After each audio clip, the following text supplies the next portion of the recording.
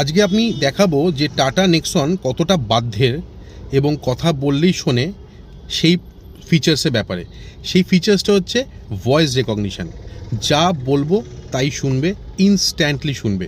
তাহলে চলো দেখি কি ফিচার্স। তোমাদের যদি ভালো লাগে তাহলে কমেন্টে জানিও। আর এই ফিচার্সগুলো সত্যি খুব কাজের, খুব দরকারি। তোমাদের যদি কারো টাটা নেক্সন থাকে তোমরা হয়তো জানলে ভালো, না জানলে তোমাদের এই ভিডিওটার মাধ্যমে কিছু ইনফরমেশন তোমরা পাবে। এবং যদি তোমার পরিচিতর মধ্যে কেউ যদি টাটা নেক্সন থেকে থাকে তাহলে শেয়ার করে দিও, হয়তো সে নাও বা জানতে পারে।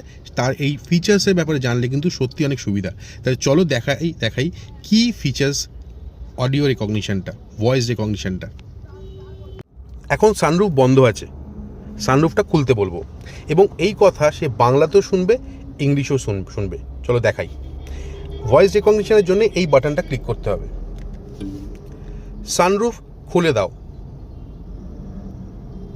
ঠিক আছে, সানরুফ খোলা হচ্ছে। Close the sunroof. Sure, closing sunroof.